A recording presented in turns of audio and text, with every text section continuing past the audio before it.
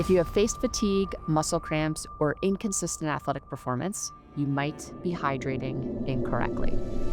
Because what I've learned over the years is that it's not just about drinking water, it's about knowing how much and when.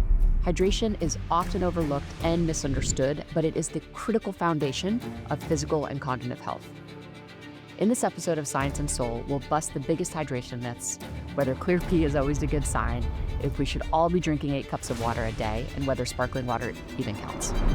We'll then dive deeper so you'll learn how to calculate your ideal daily water intake, why women's hydration needs fluctuate with their cycle, the surprising ways supplements might be dehydrating you, and if you really need to be adding electrolytes to your water. Whether you're an elite athlete or just trying to stay healthy, this episode will change the way you think about your hydration.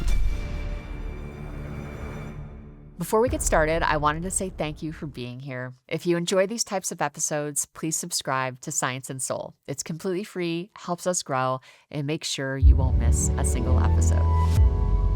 Welcome to today's episode, where we will dive into a crucial yet often overlooked aspect of health, hydration. Did you know that approximately 60% of Americans are chronically dehydrated? Even mild hydration, as little as 2% fluid loss, can impair your memory, your mood, your concentration, and reaction time. During intense exercise, it's possible to lose between 2 to 3 liters of sweat per hour. That's up to nearly a gallon. Hydration isn't just about quenching thirst, it's also about optimizing every cell's function in your body. This is a topic I've had to think about pretty critically throughout my entire career. When I played for the U.S. national field hockey team, we played in some really hot environments during the peak of summer, like Atlanta, Perth, Auckland, Cape Town, where, managing hydration was obviously super essential for performance, but also for safety. And then transitioning into coaching, I've navigated about 15 August preseasons, which definitely made me appreciate how hydration strategies can make or break a team's success. And now in my role working with and studying frontline healthcare professionals, military operators, and first responders, the stakes are even higher. For these individuals, proper hydration can be a matter of life or death, impacting decision-making, physical endurance, and just overall resilience profile. For the everyday person, declines are, maybe a little less dramatic, but nonetheless, they really do add up over time. So in today's episode, I'm going to explore kind of all of these aspects of hydration, really dialing in on a lot of the common hydration myths. I want to lay out how much water you truly need based on your things like your body composition. We're going to take a little self-assessment to determine if you're getting adequate levels. We'll also talk about differences between men and women, how activity levels, climate, altitude might shift your hydration needs, the role of supplements on hydration. Believe it or not, some supplements actually really dehydrate you. Travel, the role of electrolytes, and really just the science behind how dehydration is affecting your brain and body. Another burning question that I've had and that I was able to uncover when I was doing the research for this episode is Seltzer water as effective at hydrating you as plain water?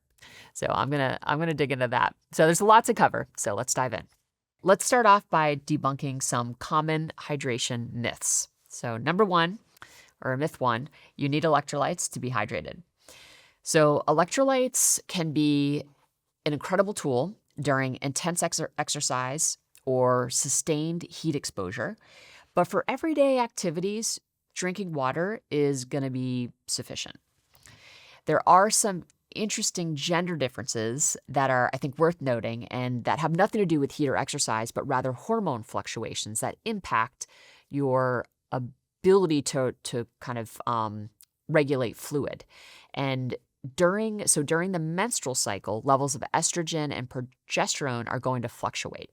And this actually impacts your fluid regulation. So, for example, during luteal phase, which is post-ovulation, you can have elevated progesterone, which increases your core body temperature and actually reduces the body's ability to dissipate heat, making women more susceptible to dehydration. Of course, you layer on top of that really hot environment or just climate changes in general, altitude, travel, right? And you're going to see those effects kind of exasperated. So during this phase, it just might be smart to incorporate electrolytes to support, your active lifestyle, and definitely sodium supplement if you're engaging in prolonged exercise during this phase. Myth 2, clear urine indicates proper hydration. So urine color can be influenced by a lot of different factors, including your diet and medication. So it becomes really important to monitor the frequency and volume of urination, as that is a more reliable indicator of your hydration status. So for a healthy individual who's properly hydrated, urine typically is going to appear kind of a pale yellow to light straw color. And this hue indicates that the kidneys are efficiently processing fluids and the body is able to maintain a proper balance of water intake. The big common misconception is that the clear urine is a sign for optimal hydration, but that can absolutely indicate that you're overhydrating. And I think it's worth spending just a second to talk about what overhydration looks like, because I think we think we're doing the right thing by drinking a lot of water, but this can actually lead to a potentially dangerous condition called hyponatremia. And this occurs when sodium levels in your blood drop too low. Okay, sodium is really a crucial electrolyte that's going to help regulate the balance of fluids in and around your cells. So when you consume excessive amounts of water, especially when you're not balancing that with adequate sodium intake, it's going to dilute the sodium in your bloodstream. And this imbalance is going to cause water to move into your cells to try to equalize the concentration, which is going to lead to cellular swelling.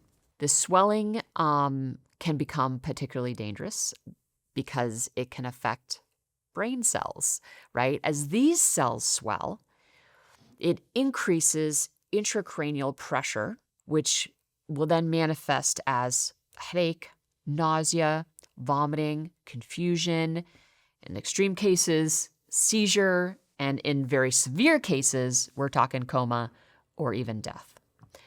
So I think athletes can be especially susceptible to hyponatremia because, as athletes, we hear all the time, like, stay hydrated and drink more water. And, and that's fair because a lot of athletes are not drinking enough water. But I think we also just need to recognize when we're drinking too much water.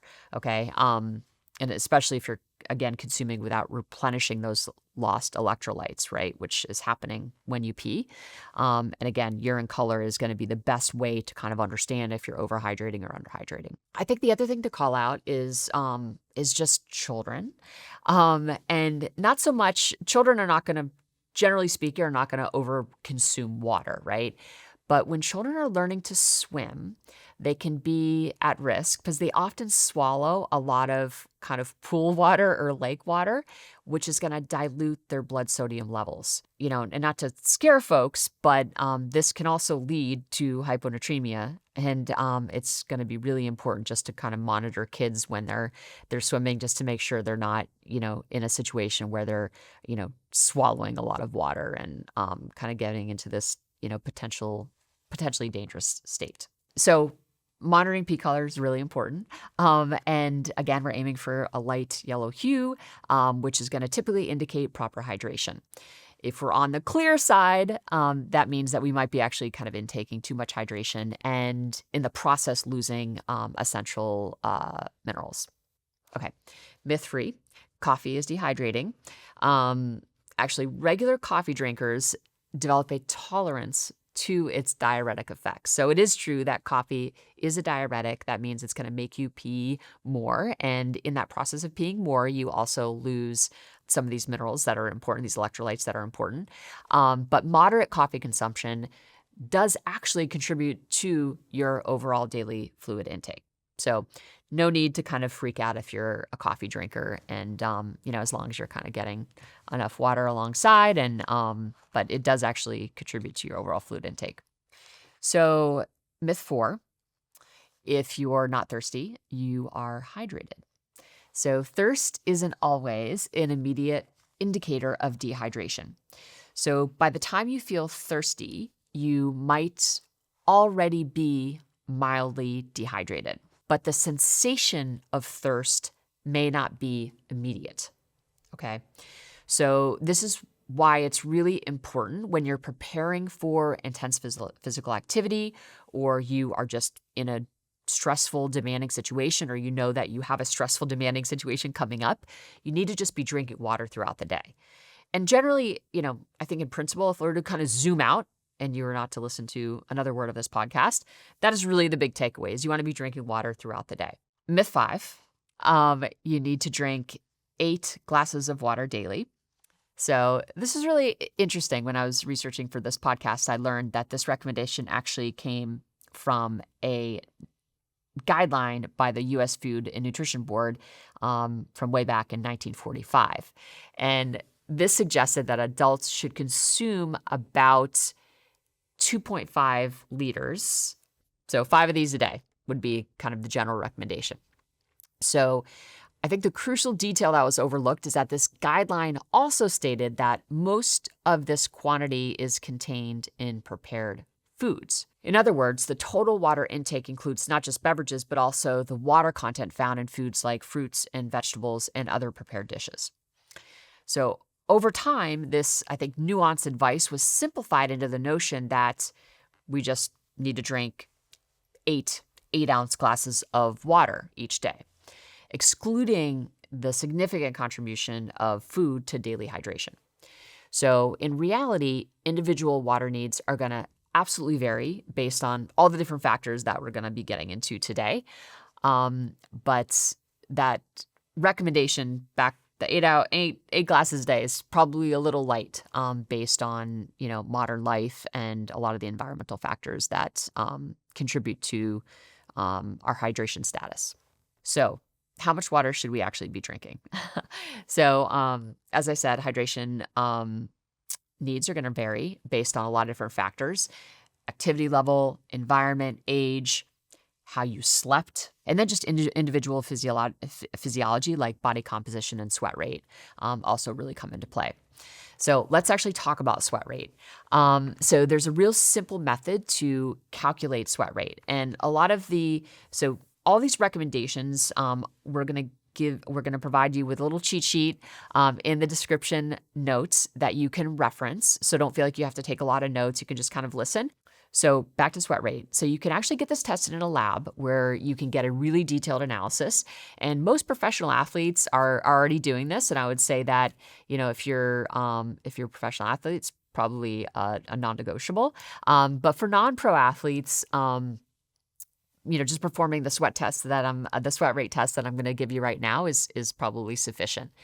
So for how you go about it, there's, I think, like 6 different steps. So the first step is just a pre-exercise weigh-in.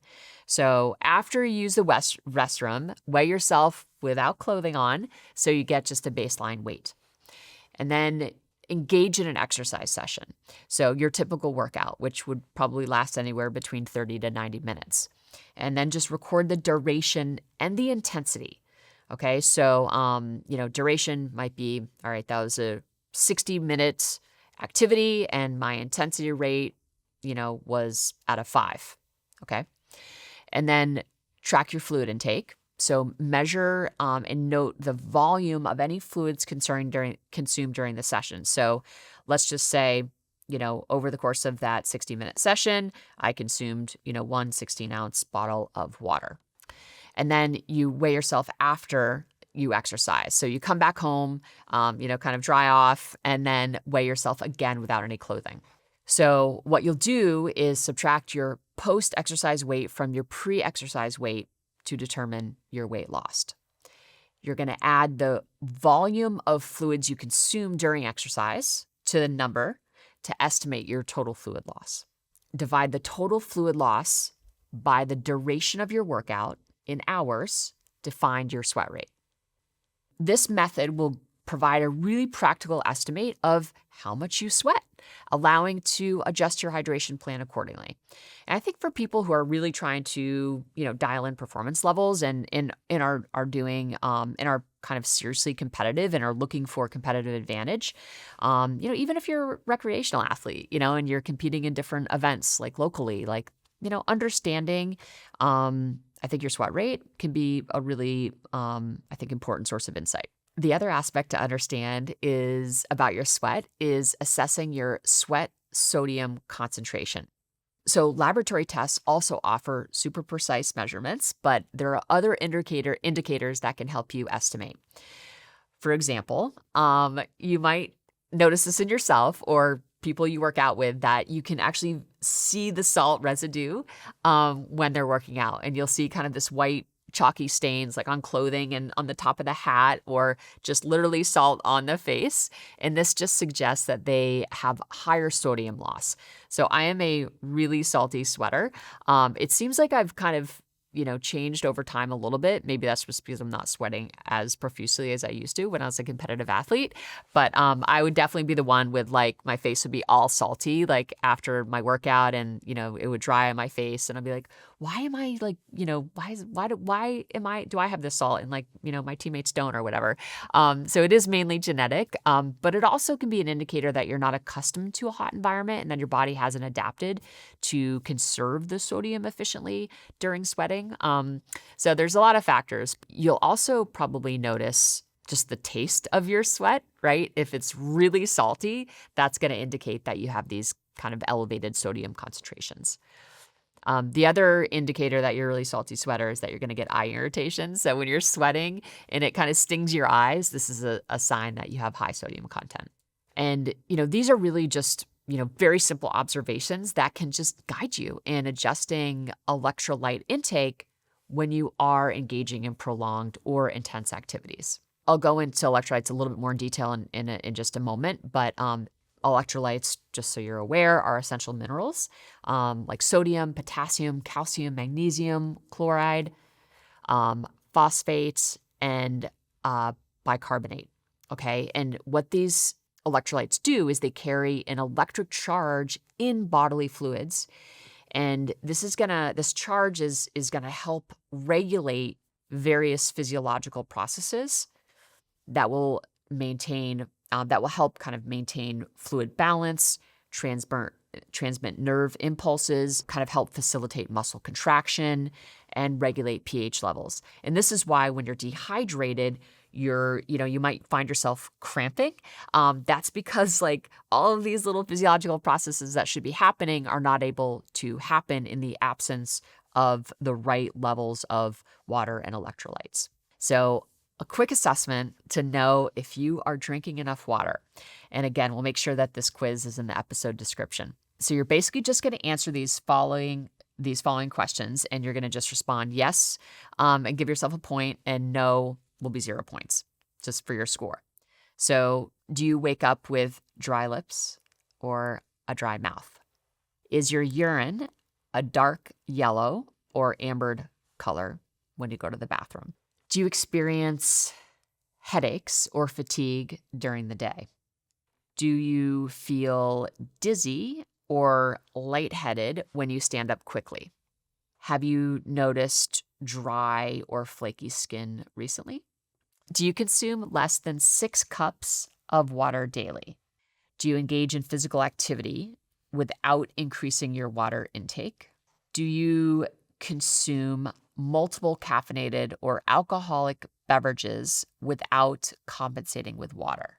Does your skin take a moment to return to normal after being pinched? This is the skin Turgor test. All right, so in the scoring, 0 to 2 points is a great job. You're likely very well hydrated. 3 to 5 points, I think, we're in a kind of, we need to be a little bit more diligent about our hydration, and you might be experiencing mild hydration. And you should probably consider taking on more water. And then 6 to 10 points is like alert. You're showing signs of moderate to severe dehydration. So all these kind of little symptoms and signs are I think great information to know whether or not you're taking on board enough liquid. Okay, so now that you have a general sense of kind of the type of sweater you are and that you've taken the self-assessment so you know if you're getting adequate levels of hydration on board, let's actually talk about the very specific recommendations. When we think about like the accepted guidelines, all right, we're looking at consuming between 0.5 to 1 ounce of water per pound of body weight daily, okay? And this range will account for all sorts of variations in your activity levels, climate, and individual needs. So that number can shift, obviously, depending on some of the unique kind of scenarios we're gonna outline. But that's like just a really nice base level general recommendation. So if you weigh 150 pounds, the minimum recommendation would be 150 times 0.5, which would be 75 fluid ounces. Your maximum would be 150 times 1, and that would be 150 ounces, okay? So later in the episode, I'll kind of talk about general recommendations and kind of the high end of the spectrum and the low end of the spectrum. Now you have just like a really nice range that you can figure out for yourself and how that might need to shift based on how your lifestyle shifts and changes. All right, so adjusting for activity. So if you were to take these general recommendations, right, and we're looking at, for every 30 minutes of moderate exercise, you're going to add an additional 12 ounces to your daily intake. And what this will do is account for your fluid loss through sweat during physical activity. Now that you did your self-assessment, you'll know exactly how much fluid you lose. So you'll be able to be more precise in your kind of rehydration strategy. If you desire to be more precise, you have that information. And if you're exercising for 60 minutes, you basically take 60, you divide it by 30, and you get 2. So then 2 by 12 ounces equals 24 ounces. So, for 30 minutes, you're looking at 12 ounces. For 60 minutes, you'd be looking at 24 ounces. It's pretty crazy, like some of these considerations that are going to move around these general guidelines. So some of these, like I was not thinking about supplements. That one actually blew my mind because I could relate to it. So number one, and this one's kind of obvious, this is climate and altitude. So when you're in a hot environment, your body is obviously going to increase its sweat production and in order to regulate temperature. What's tough about this is this leads to a lot of fluid loss and electrolyte depletion. And this risk obviously is going to be, amplified, in humid conditions where sweat evaporation is less efficient. What that means is it's going to make it harder for the body to cool down. Important considerations or key considerations in these environments is sweating is going to lead to fluid losses that potentially exceed 2 liters per hour, okay? And if you're engaging in intense activity. So due to this increased fluid loss, you're going to be depleting electrolytes. So alongside the water, okay, and increasing the water intake, you probably want to also incorporate electrolytes like sodium and potassium. When we think about, going into these climates that are really hot, humid, even arid or dry, you don't want to wait for thirst. You want to make sure that you're drinking regularly throughout the day. Again, especially if we're in a situation where it's high stress or high stakes, or being really physically active, again, you might not get that thirst signal. So it's really important that you're being super proactive throughout the day in the lead up to those events. Okay, so we just talked about climate. At high altitudes, at elevations above 5,000 feet or 1,500 meters, the body is going to undergo a lot of changes that are going to increase your fluid requirements. So the number one thing that's happening is you're going to have increased respiration, okay? You're going to be breathing more, right? The lower oxygen levels cause faster breathing, and this is called hypoxic ventilatory response, okay? And this is going to lead to greater oxygen uptake, and that greater oxygen uptake then leads to greater water loss through that respiration. So, for example, when I'm at altitude, I'm not accustomed to it, right? I live at sea level, so I noticed this in my nighttime respiratory rate. It actually can increase by almost 2 breaths per minute, which is pretty significant. And that elevation is going to actually lead to more water loss during sleep. So I'm going to wake up probably feeling more dehydrated if I haven't been super proactive about that in the lead up to bed. So this nighttime resting heart rate, it could be poor breathing mechanics, which I talked about in depth in a previous episode, or it could actually be dehydration. So even if let's just kind of take altitude out of the mix for just a second, right? And we're thinking about, and maybe, you took that self-assessment and you realize that you wake up with a dry mouth. It just literally could be you're just not taking on board enough water throughout the day, or you have a high respiratory rate. You're breathing a lot throughout the night. So having some water next to the bed to kind of just maintain that hydration status can be a really good way to make your sleep actually more comfortable, less disrupted, kind of offset this fact that you're have this higher respiratory rate and you're losing water during sleep. The other kind of feature of high altitude is the dry air. So there's really low humidity, but this actually accelerates the moisture loss from the skin and the lungs. Another thing that happens when you're in high altitude is a process called diuresis. This is basically your body is going to increase its urine production in response to altitude. And this is going to further deplete your fluid levels. So kind of recognizing that, all right, I'm going to be peeing more, so I need to take more water on board. Sounds obvious, but you just want to stay ahead of it.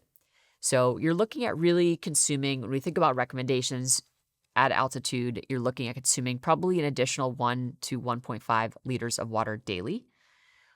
You want to just be sipping water pretty regularly, so drinking small amounts of water consistently throughout the day, even if you don't feel thirsty, is going to really help you manage that altitude more effectively. You also might want to consider just limiting, diuretics. So, you're talking about caffeine and alcohol are going to, again, make you pee more. And also you'll be losing more minerals and electrolytes. So, and which are obviously going to exacerbate your dehydration. So just thinking more intentionally, potentially about what other types of fluids you're putting into your body. And then electrolyte support, the use of supplements or consuming electrolyte-rich foods will help you maintain that mineral balance and keep you kind of in a put you in a better position to manage these high altitudes. The second consideration that impacts your fluid intake is your lean body mass. So lean tissue, like muscle, contains approximately 72 to 73% water, whereas fat tissue holds considerably less. So the more lean you are, the more water you need. This higher muscle mass is going to require more water to maintain optimal hydration levels. So your daily water intake is probably going to be on the higher end of the general recommendations that I outlined in the beginning. So a really good strategy is to think about spreading your intake over a 14-hour period. Now, this goes for everyone, but absolutely for the really lean folks, I think this is kind of a non-negotiable because I think, if you're lean, your risk of underhydrating is a lot higher. So when we think about spreading out our water intake over 14 hours, I would consider, if in the lead up to exercise, for example, maybe you're taking on a little bit more on board. It's not this kind of perfect distribution of water intake throughout the 14 hours. It's just consistently drinking throughout the 14 hours. But in the lead up to exercise and post exercise, you might be looking to take a bit more water on board. And then I think, when you think about, again, that 14-hour period, you want to leave about an hour to 90-minute kind of buffer before you go to bed, just to make sure that you're not, waking up, nonstop throughout the night to go to the bathroom, because that's obviously going to contribute to a more fragmented sleep experience when we need to be just, really having this beautiful consolidated sleep. We don't want to interrupt that too much. And in this kind of 14-hour kind of drinking approach really does align with our body's circadian rhythms and is going to and will help you optimize your kidney function throughout the day. I want to talk to you about our sponsor, Whoop, because we've just launched something that is going to shift how we all understand aging. It's part of the new 5.0 and MG, and it's called HealthSpan. It gives you a real, measurable view of how quickly or slowly your body is aging. Not in theory, but through data that connects directly to your daily behaviors. What's been the most compelling for me is how responsive the metric is. My biological age is currently tracking more than a decade below my chronological age. I can see almost in real time what is contributing to that. Things like sleep consistency, my VO2 max, time in various zones, strength training minutes. When those are dialed in, my number slows. And when they're off, it accelerates. It's that sensitive. We built HealthSpan into the 5.0 to give people a clear view of what's really impacting their long-term health. Because once you can see it, you can change it. If you want to try HealthSpan, visit join.whoop.com/science, where you can get 1 month for free. Lately, I've been spending more time thinking about how I communicate science and how I can take something as complex as, say, heart rate variability and translate it in a way that really lands with people. When I was preparing for one of my recent talks, I found myself wanting to make the data I was presenting more intuitive and more visual, more human. And because my show sponsor Fiverr has such a great network of first-class freelancers, I decided I'd lean on one of them to really optimize my presentation. Don't get me wrong, I still spend hours collating and interpreting all the research, but working with Fiverr Designer meant I could take my information and turn it into something that's much more impactful for my audience. If you're an educator, a founder, or someone who wants to level up the way you communicate your ideas, Fiverr can make this incredibly easy just by connecting you with talented freelancers in a matter of hours. Fiverr has 700 service categories to help you with anything that you need, from AI specialists to marketing, product, tax consultants, and many more. Head to Fiverr.com or click the link in the description and use code Kristen for 10% off your first hire. That's Fiverr.com. So the third consideration for recommended water intake is supplements, like protein and amino acid. So high protein diets or supplements can actually increase the body's need for water, because the kidneys require more fluids to eliminate the byproducts of protein metabolism. So making sure that you're getting, again, probably the high end of the recommended amount of water when you're consuming a lot of protein, just even animal protein, right? I think beyond just supplements, it's going to function in a similar way in terms of how it's interacting with our kidneys. So making sure that we're consuming sufficient water intake when consuming protein supplements and just protein in general is going to be really important to make sure that you're optimally hydrated and you're supporting your kidney function properly. So I think, alcohol and kind of caffeine stand out as, substances that are going to make us pee more often, and potentially, making us more susceptible to kind of electrolyte loss. But other substances like herbal supplements also can promote fluid excretion, and that will make us feel more dehydrated. So we need to also make sure that we're balancing some of these herbal supplements with maybe increased fluid intake to make sure that we're kind of balancing it out and getting adequate fluids on board. All right. The fourth consideration is travel. And, most of us, travel at some point. So we're going to all kind of face some of these hydration challenges. But air travel is extremely dehydrating. And you've probably noticed this, when you're traveling, on a flight that's longer than an hour, you find yourself, really kind of craving fluids, and they'd usually do a really good job of making sure we have access to a lot of water. But, definitely when you're, getting on a flight, you want to make sure that you're very well hydrated before you step onto that plane. So, you're in a situation where you're not kind of getting behind the hydration 8-ball, so to speak. Even without noticeable fluid loss, factors like jet lag, appetite loss, and just the gastrointestinal discomfort that can result from travel will potentially reduce your fluid intake, which can lead to situations where you just have these imbalances in kind of plasma volume and all the other things that are happening kind of physiologically. We have seen in some studies where they look at plasma volume losses um, in 10-hour flight simulations, and folks are losing up to 6 to 9% of volume. So what this does is it can increase the risk of lower limb edema and venous thrombosis, which are kind of both life-threatening situations. So in order to kind of mitigate these risks, we want to make sure that we're just well hydrated before we even get on the flight. And then once we're on the flight, we want to consume, an additional 15 to 20 milliliters of fluid every hour of the flight. Fluids that have a combination of electrolyte and carbohydrate can be even more effective than water in actually preserving that plasma volume, because it actually reduces urine output and enhances fluid retention. I know this is hard to hear because, I can't believe how many people drink when they're on a plane, and not to judge you, but I definitely have stopped drinking alcohol on a plane just because of the diuretic effects. I think caffeine also, can kind of exacerbate the dehydration.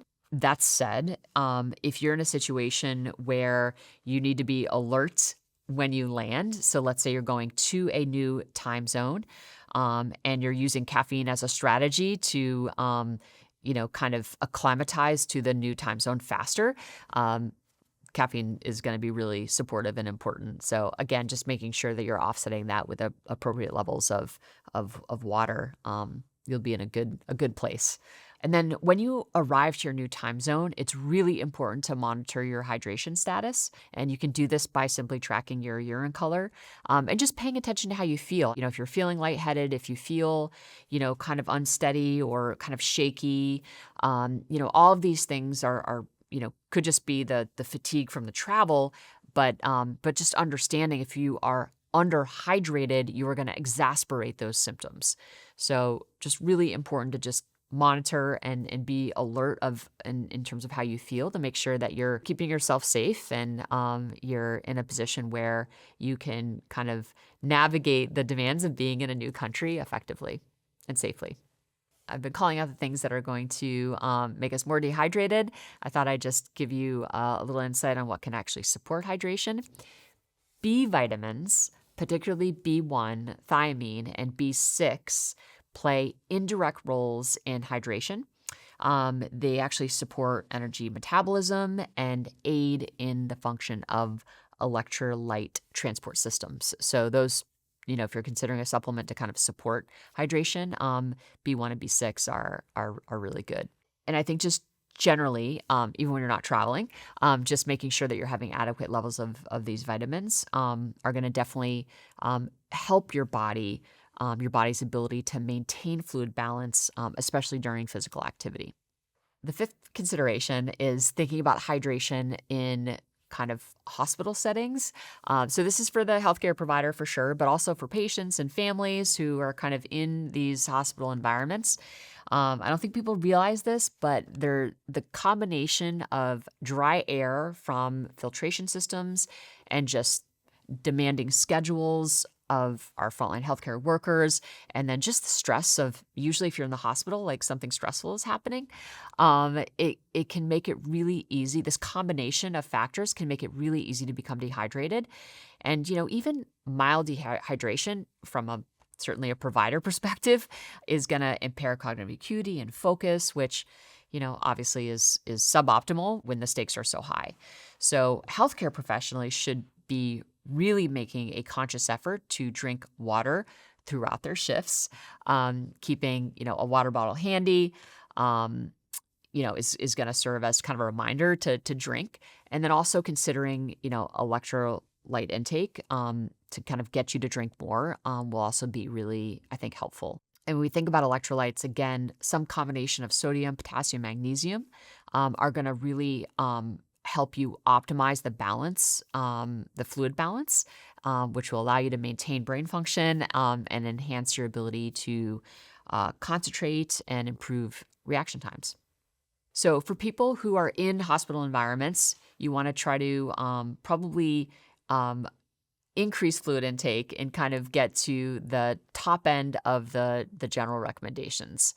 So, if we're thinking about, again, kind of going back to our guidelines of drinking about half your body weight in ounces, you probably want to then add an extra 20 to 30 ounces to compensate for these really dry, kind of stressful environments.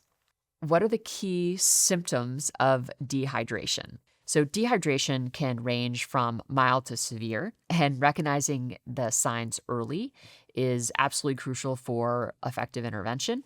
And you can imagine, a older parent, or maybe you coach a youth soccer team, right? And, you're responsible for these little humans, and being able to just recognize or understand what the symptoms of dehydration are can just put you in a position to intervene, before it becomes a severe situation. So we're looking at mild to moderate dehydration. These symptoms can occur regardless of climate or altitude. They're kind of universal. So number one, thirst, dry mouth and lips, dark colored urine, not going to the bathroom, feeling tired and sluggish, dizziness or lightheadedness, headache, muscle cramps, dry or cool skin. There's a nice laundry list, right? But recognizing these symptoms in yourself and in others is I think really important to prevent, more serious health issues. All right, so what's happening when we're dehydrated? I've kind of mentioned some of the impacts, but I think at a very basic level, when we're dehydrated, it is going to impair our physical and our cognitive functioning in very real ways. And I think what's kind of sneaky is that you can often perceive these declines. It's a little bit like being kind of chronically underslept, or even like being drunk, right? You kind of think you're fine until you're not. Mild dehydration, so basically this is considered 1 to 3% of body weight loss, is going to impair cognitive performance. It's going to impair your mood and your memory. And studies show that just like 1 to 2% of dehydration is going to impair cognitive performance and also impact psychomotor and memory skills. Moderate dehydration, so now we're looking at a situation where we're losing 4 to 6% of our body weight. And this is going to lead to, pretty severe decreases in performance. And now we'll start to see, very clear symptoms emerge. If you're in this moderate dehydration, you're going to have probably a headache. You're going to feel really irritable. You will have an increase in your respiratory rate. So how many breaths per minute is going to increase by quite a lot when you're in this state. So again, we want to try to avoid it. Severe dehydration, which is more than 6% of body weight loss. And this is definitely a scenario where you're in a life-threatening situation, and this could lead to heat stroke or kidney damage.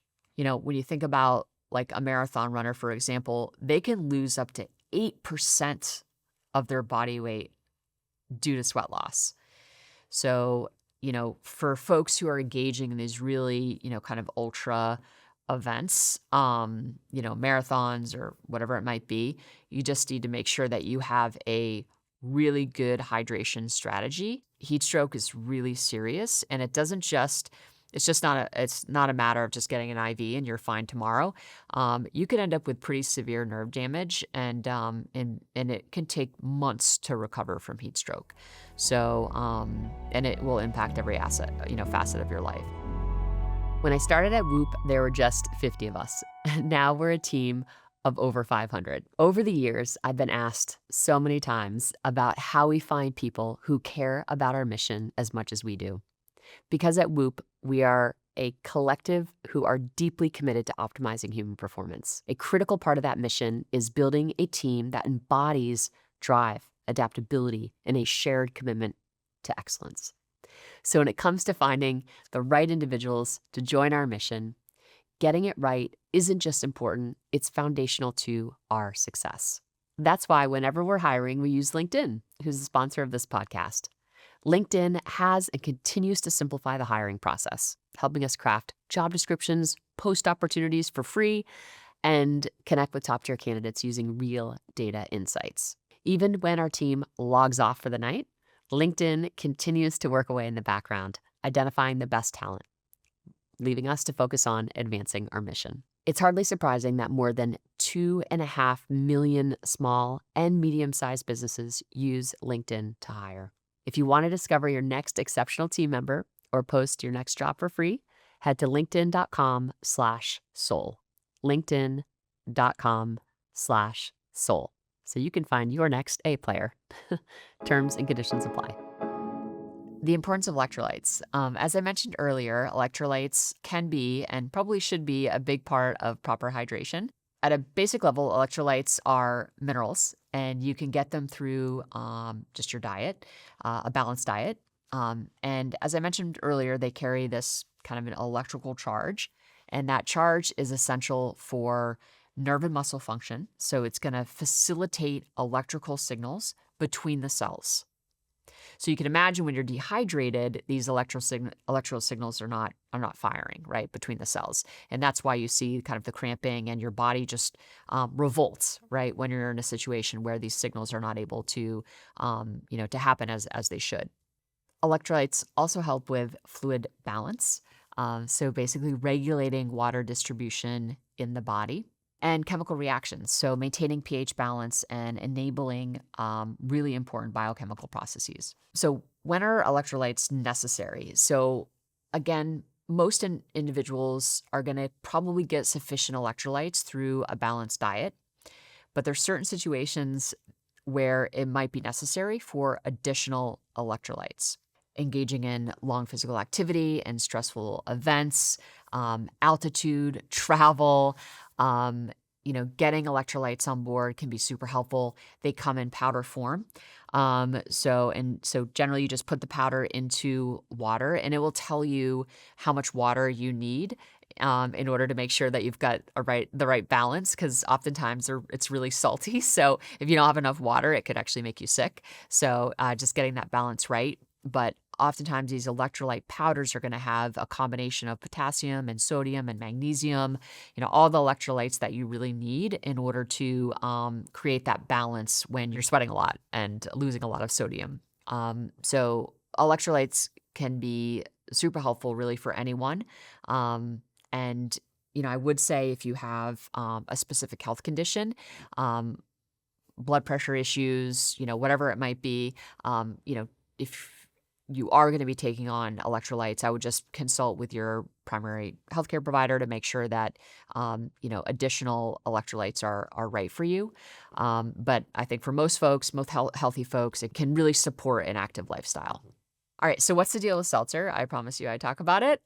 Seltzer water does hydrate you just as effectively as still water.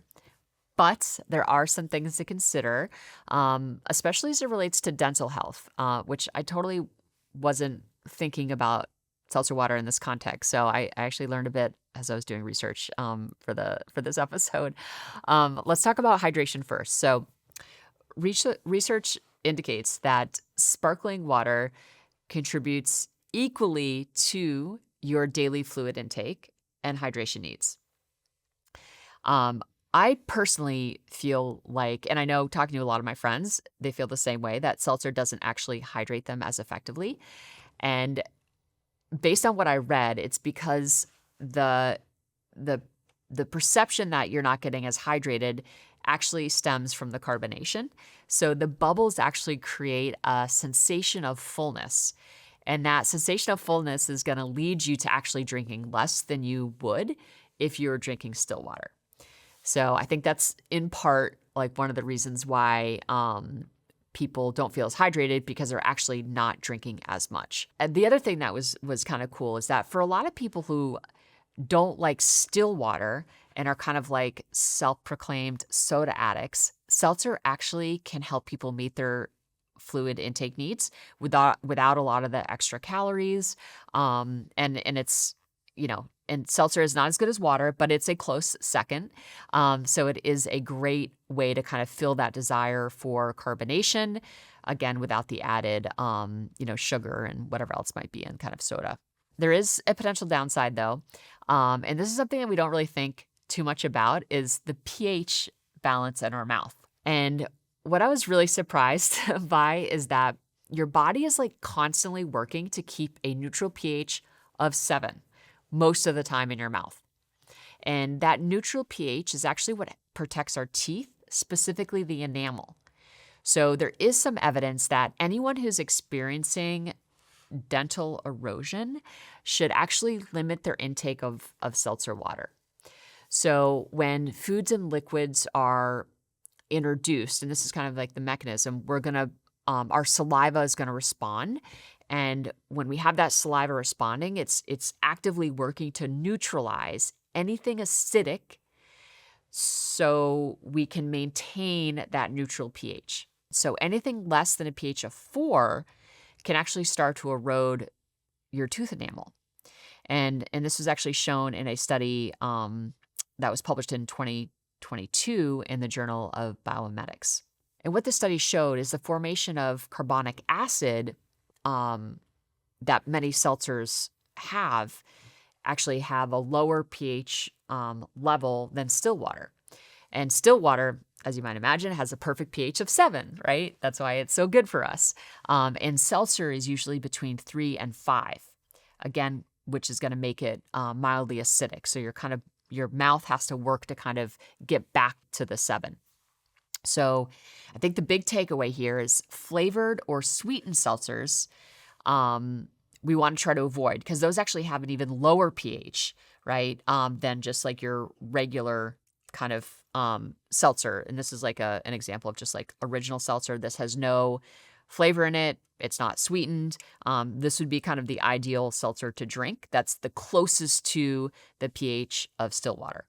All right, so just to wrap it all up, your hydration needs are going to be really unique, right? And, factors like climate, altitude, travel, activity level, lean body mass, supplements, your diet, sweat rate, right? All of these things are going to impact your hydration needs.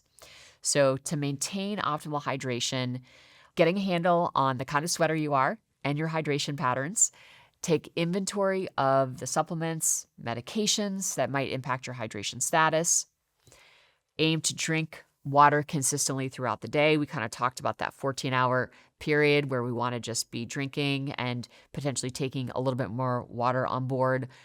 Pre-exercise, post-exercise, but generally speaking, really kind of just like we do kind of our, food over the course of a 10 to 12-hour block. We're aiming to kind of distribute the macronutrients throughout the day. It's the same sort of idea with water. We're looking to distribute the water throughout the day so we can maintain consistent hydration. You can think about incorporating water-rich foods, watermelon, fruits and vegetables into your diet all have water as well and contribute to your daily water intake. Making sure you're thinking really intentionally about exercise, especially at altitude and heat. You want to make sure that, you're hydrating before, during, and after exercise. And, thinking about electrolytes for situations that warrant them, right? When you're, in a situation where you're traveling or you're in a dry hospital environment or, you're doing really long workout in the heat, electrolytes are so supportive and can really help you be in a situation where you don't cramp and you can maintain performance levels really effectively. And then I think finally, just, recognizing the symptoms, again, not just in yourself, but in others as well. Fatigue, headaches, dark urine, decreased performance levels, poor sleep, increased breath rate, all of these things could be a sign that you are underhydrated. And, what's great about hydration is it's a relatively easy fix, and the upside is huge. Being hydrated is going to help you perform more effectively in every aspect of your life, right? Your body's going to work more efficiently, more effectively, which is going to enable you to kind of show up as your best version more consistently.